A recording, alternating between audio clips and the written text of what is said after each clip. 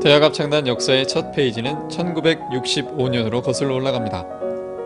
광주 상무대에서 병역 의무 수행 중이던 일병 최운차가 육군본부 지휘자로 차출되면서 역사는 시작됩니다. 부대를 옮기고 어느 날 육군본부 교회에서 남녀 고등학생들이 한빛골 합창단이란 이름으로 지휘자도 없이 연습을 하던 장면을 최운차 일병이 목격합니다. 제가 주일날 토요일 날에 예배 준비를 하기 위해서 이제 교회 청소를 하고 있는데 어떤 고등학교 합창단이 우리 교회를 육군본부 교회를 빌려서 노래를 하고 있었습니다. 그래서 저는 가만 들어보니까 노래를 너무 잘 못해서 내가 좀 이렇게 청소하다가 지휘자가 없이 자기들끼리 연습을 했었습니다. 그래서 내가 좀 음정도 틀리고 그래서 내가 좀 도와줄까 이렇게 말을 했더니 그 중에 어떤 학생이 군인 아저씨가 뭘 알아요. 그래서 가만히 있었습니다. 그것이 몇 번 매 토요일마다 계속되다가 한 번은 너무 못하길 내가 좀 지휘를 해줄까 이렇게 말했었어요. 그래서 한번 어떤 기회가 돼서 연습을 한번 시켜준 적이 있습니다. 그것이 계기가 됐습니다. 우연치 않게 시작된 한빛골 합창단과의 만남은 아쉽지만 최운차의 제대 무렵 해제고등학교 강당에서의 마지막 연주를 끝으로 추억 속에 묻히고 맙니다. 하지만 그들의 길고 긴 인연은 여기서 끝이 아니었습니다. 고등학교 때부터 그 선생님하고 하면서의 그런 합창의 즐거움을 이제 또다시 우리가 누리는 방법은 합창단을 만들어서 선생님을 꼭 붙잡고 모시고 합창단을 이어서 하는 게 제일 좋은 방법이라고 생각하고. 한빛골 합창단의 멤버들 중 음악대학 입학자들이 생겨납니다. 이들이 주축이 되어 한빛골 대학부가 결성이 되고 이들은 또한 헤어졌던 최운차를 만장일치로 초대 지휘자로 모시기로 결정합니다. 당시 한영고등학교 음악교사로 재직하고 있던 최운차는 흔쾌히 초대 지휘자의 자리를 수락합니다. 이들과 의기투합한 최운차는 단원들에게 합창단 이름을 공모하였고 그 결과 오늘의 대학합창단이 탄생하게 된 것입니다.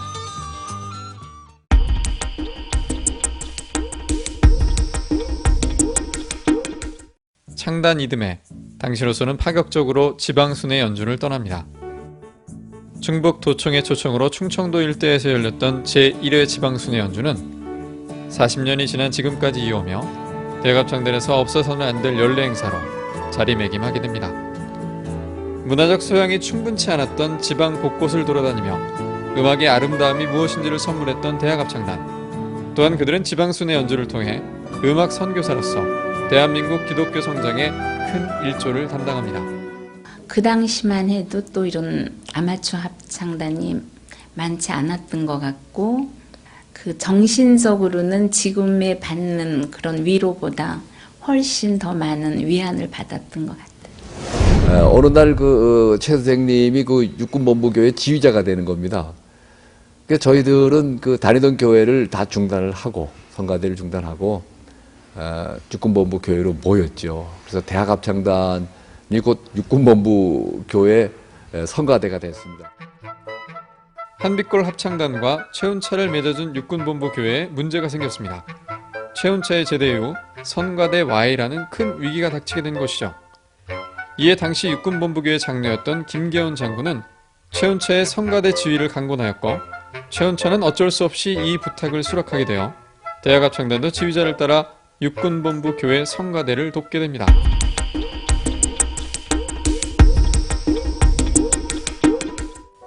대학합창단 초창기는 수도여고의 한빛골 여성중창단, 경복고의 가나다라 중창단과 같은 고등학교 중창단 멤버들이 활발하게 활동을 하였습니다.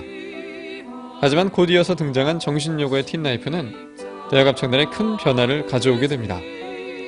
정신여고 음악선생으로 재직 중이던 최운차는 정신여고 합창단과 합창단 안의 소그룹 틴나이프 중창단에 깊은 열정을 쏟습니다. 최운차는 저들의 선발과 선곡, 연습, 그리고 직접 반주까지 온 정성을 다해 틴나이프를 그 당시 최고의 중창팀으로 키워냅니다. 하지만 지휘자의 무게 중심이 옮겨진 까닭에 대학합창단은 잠시 어려운 시절을 맞아야 했습니다. 그렇게 크게 소홀히 안 했는데 가끔 빠지시고 그랬어요.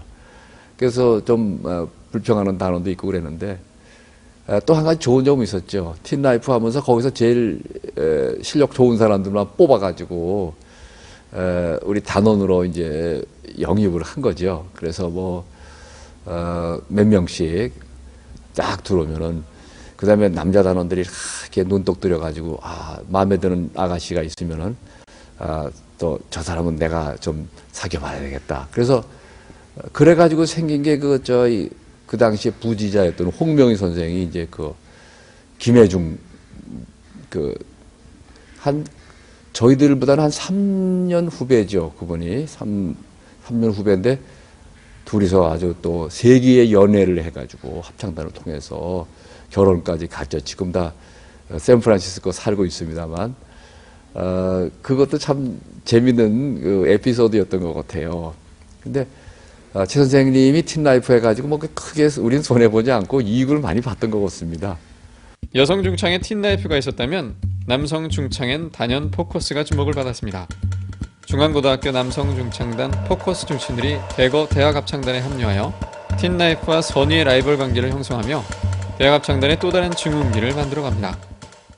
후암동에 있는 후암교회, 후암교회를 이제 저희가 가끔 가서 이렇게 특성도 하고 이렇게 하게 됐었는데, 그때 이제 그 성가대 지휘자 선생님이 최운차 선생님이셨고, 그리고 대학합창단이 그 평강교회라고 그 위에 있는 교회에서 연습을 하고 그러고 있었어요. 그렇게 돼서 이제 저희는 이제 고등학교 때부터 최운차 선생님을 그러니까 알게 됐고, 최운차 선생님께서 이제 졸업하면은 너네들은 4명 다 대학합창단으로 들어와라. 이렇게 이제 약속이 거의 돼 있었어요. 그래서 이제 그때는 정말 대학합창단 노래 부르는 걸 이제 고등학생 신분으로 가서 연습하는데 뒤에서 같이 노래는 이제 못하고 들었었는데 정말 블렌딩이 좋고, 참 정말 그 음악적으로 훌륭했던 그 합창단으로 그렇게 지금까지도 기억이 나고 있습니다. 그때 저희가 들어갔을 때가 상당히 그런 변환기였던 것 같아요. 그래서 우리가 이제 그 사중창단으로 처음으로 그렇게 4명이 한꺼번에 들어가게 됐고, 그 뒤로 이제 후배들이 계속해서 들어와서 한 12명 정도가 계속 그 합창단으로 들어오게 됐고.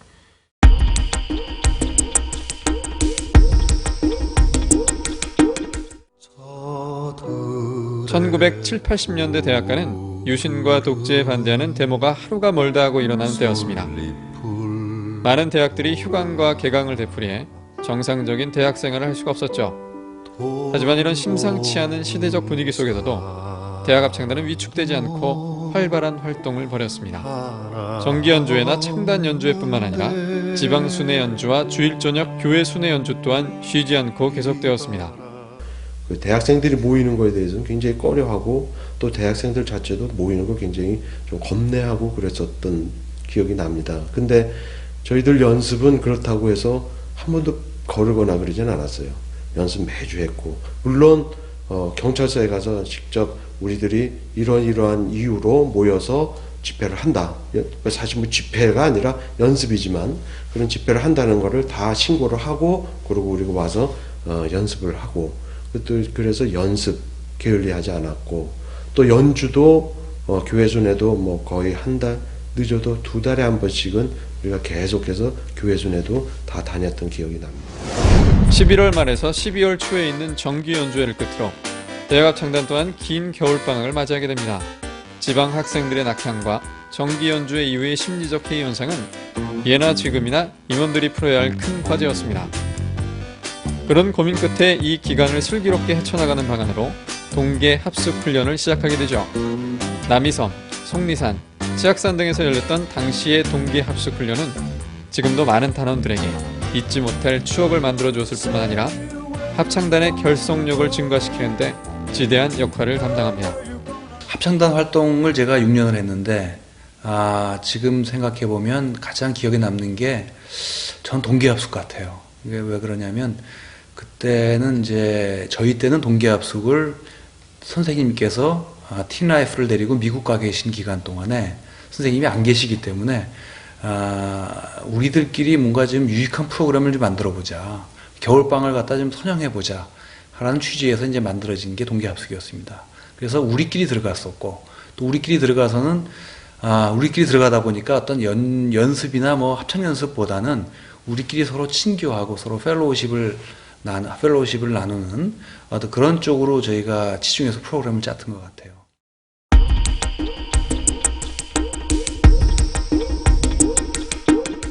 대학합창단이 걸어온 길에는 여러 명의 운영위원과 단장들이 함께하였습니다. 세월의 질곡을 대학합창단과 함께했던 그들이 없었던들 지금의 대학합창단이 존재하기란 불가능할 것입니다. 그래도 창립 9주년 때 취임하여 지금까지 32년이란 세월을 한결같이 대학합창단의 보호자로 자청하였던 이효종 단장의 역할은 그중 특별하다고 할 수 있습니다. 근데 처음에 합창단에 가보니까 그 학생들이 전부 대학생들이거든요. 대학생들이 아주 진지하게 노래 연습을 하고 또 연주할 때 보면은 아주 너무 그냥 참 정성을 다해서 최선을 다해서 하는 그런 모습을 볼 때 처음부터 저는 감동을 갖고 그 합창단을 지켜봤습니다. 그래서 하나님께서 맡겨주신 이건 참 귀한 사명이다 이렇게 생각을 하고 합창단과 같이 다니면서 연주를 이렇게 했고 또 제가 미력이지만 암께도 힘이 되어줘야 되겠다 생각을 해서 나 나름대로 최선을 다해서 어떻게 하다 보니까 어떻게 금년에 32년 동안 이렇게 하게 됐습니다. 대학합창단 역사는 채운차 한 개인의 역사라고 말해도 과언은 아닐 것입니다.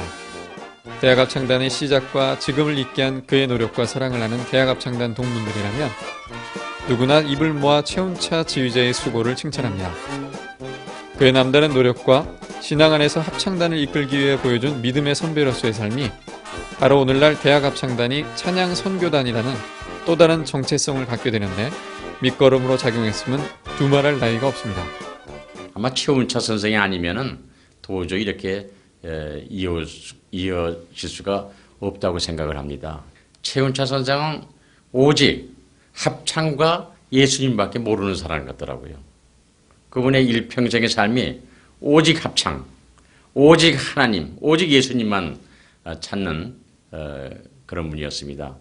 참 돌쇠 같았어요. 얼굴은 그때 참 예쁘장하고 얼마나 여학생들이 좋아했는지 몰라요. 근데도 그 생긴 거와 다르게 사람이 그렇게 정말 아까 얘기했듯이 돌쇠의 심정을 가져가지고 의리 사나이고 신앙적으로 전혀 흔들리지가 않고 그 많은 사람들이 하는 것처럼 술 한 모금, 담배 한 절대 그런 게 없어요. 그리고 굉장히 행동도 보수적으로 하시고 생각은 아주 앞서가지만 참 그 당시에 그런 젊은이가 없었고 또 그만한 훌륭한 인격자가 없었습니다.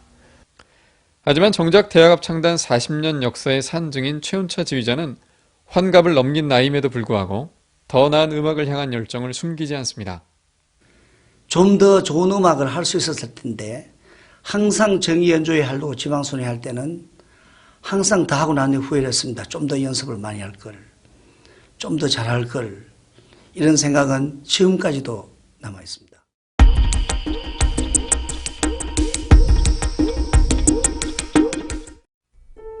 합창단에 큰 변화가 일어났습니다. 바로 지휘자 최운차가 큰 결심을 하고 미국 유학길에 올랐기 때문이죠. 대학합창단으로서는 지휘자 부재라는 위기와 마주치게 된 것입니다.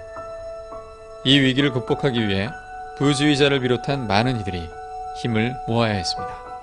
제 기억에 84년도였던 것 같은데 선생님이 아마 그 즈음에 이제 마이애미 대학으로 유학을 가시면서 이제 그 당시에 이제 부지휘자가 이제 이영 선배님이 이제 하셨죠. 이영 선배님이 잘 하시다가 아마 미국으로 그때 이민 계획하시고 여러 가지 사정이 있으셔서 이제 이영 선배님이 이제 중도에 못하게 되시고 그래서 이제 합창단이 조금 이제 부지휘자가 없는 선생님도 물론 유학 중에 계셨기 때문에 근데 선생님이 이제 방학 중에 오셔서 이제 같이 고민을 얘기하는 선생님이 그냥 저한테 인기 네가 해라 뭐 이러셔서 여러분 선생님 스타일 아시잖아요. 길게 얘기 안 하시고 그냥 해라 하면 그냥 순정하는 마음으로 해야 되기 때문에 그래서 이제 그때 대학 졸업하고 이제 하게 됐죠. 그래서 사실 저는 그 대학합창단의 그 부지휘자의 기간이 제겐 참으로 제 인생에 중요했었던 것 같아요. 단지의 선생님을 도와서 동문들이랑 함께 그 당시에는 이제 다 단원들이지만 이제 지휘를 하는 것도 있었지만 저는 이제 사실 작곡을 전공하고 이제 오케스트라나 이런 계통의 지휘를 사실 생각하고 있었는데 선생님이 그때 이제 유학을 하시면서 계속 저한테 오셔서 네 합창 지휘해라 그게 더 좋다 뭐 이렇게 또 하셔서 아마 제가 오늘날에 합창 지휘를 하게 된 계기도 아마 대학합창단 또 조금 더 구체적으로 얘기하면 대학합창단 이제 부지휘자 시절이었던 것 같은 생각이 듭니다.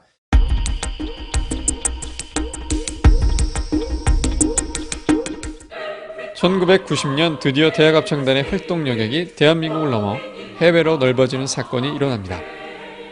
미국으로 이주한 동문들의 도움으로 그동안 꿈꾸었던 미주 순회 연주가 실현된 것입니다. 뉴욕을 위시하여 워싱턴 DC, 신시내티, 달라스, 피닉스, LA와 샌프란시스코 등 여러 도시에서 울려 퍼진 대학합창단의 연주는 듣는 이들에게 하늘나라의 평화사절로서 감격의 눈물을 선물하기에 부족함이 없었습니다. 이때를 기점으로 대학합창단은 3년을 주기로 미주 순회 연주를 이어오게 됩니다. 남자들 같은 경우에 이제 병역이 미필했던 부분으로 인해서 국외여행 허가서라는 거를 병무청으로 또 받아야만 갈 수 있었는데 그거를 받지를 못했던 것 같더라고요. 근데 저희 같은 경우도 그때 당시에 그걸 받으려고 갔었을 때 5번이나 서류를 빠꾸를 당했던 그런 경험을 갖고 있습니다. 그럼에도 불구하고 정말 하나님의 은혜로 그 국외여행 허가서라는 걸 받아서 갈 수 있게 되었는데요. 그때 당시에 그 국외여행 허가서라는 거에는 제일 중요한 서류 중에 하나가 문화부 장관의 추천서를 받아야만 되는 그런 서류가 있었어요. 근데 저희가 뭐 무슨 어떤 백이 있어야 받을 수 있을 텐데 어떻게 받았는지 모르겠지만 5번이라는 그 빠꾸되는 과정을 통해서 결국엔 받을 수 있었고요.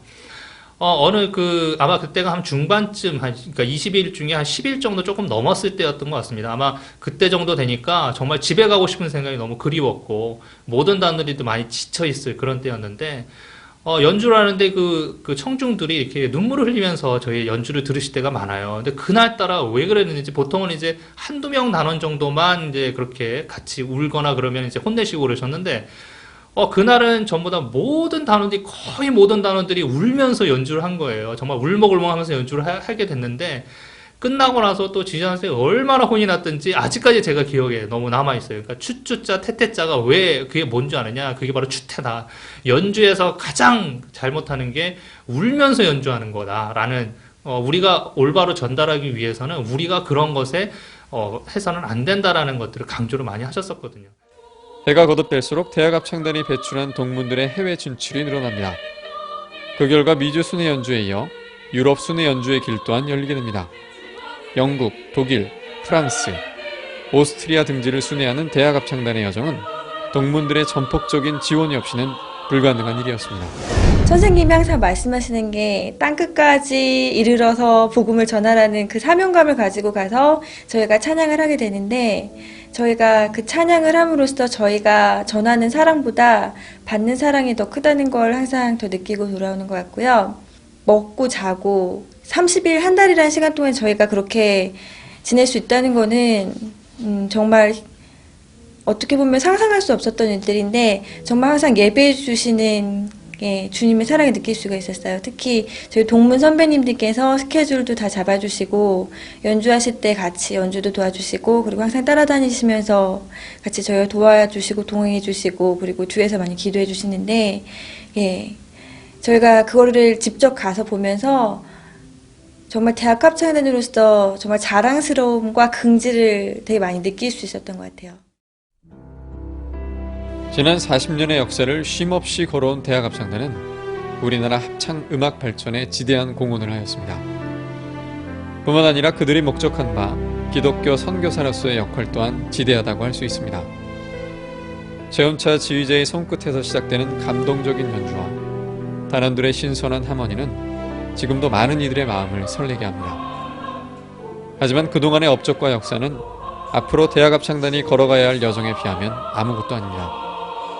그들을 필요로 하는 사람들, 그들의 음악이 울려 퍼져야 하는 곳이 있는 한 오늘도 어김없이 대학합창단의 연주는 계속될 것이기 때문입니다. 어떤 그 기념일이라는 것은 그냥 우리가 모여서 그걸 축하하고 자축하고 이런 모임을 갖는 것도 물론 나름대로 의의가 있습니다만, 그거보다는 그 기념일을 통해서 우리가 과거를 한번 돌아보고 또 현재를 한번 점검하고 또 미래에 대한 또 꿈을 세워볼 수 있는 그럴 수 있다면 그 기념일의 의의는 더 커지지 않겠는가 싶습니다. 그래서 저는 합창단 40주년 행사를 준비하면서 그런 생각을 많이 가졌습니다. 그래서 이제까지는 합창단이 단장님이나 선생님 몇몇 분들의 어떤 헌신과 어떤 그 믿음으로 이렇게 유지되어 왔는데 우리 합창단이 앞으로도 이 40주년 행사를 뛰어넘어서 또 다른 40년, 80주년, 또 120주년, 더 나아가서 160주년 이렇게 계속 이어져 내려갈 수 있기를 저는 참 소원합니다. 그래서 우리 합창단의 음악은 물론이거니와 우리 합창단의 순수함이라든가 우리 합창단의 아름다움이 다음 세대에까지 우리 후세에까지 계속적으로 전달되고 알려지고 우리 합창단의 이름이 남겨질 수 있도록 그들에게 남겨질 수 있도록 그런 합창단이 될 수 있기를 저는 참 소원합니다.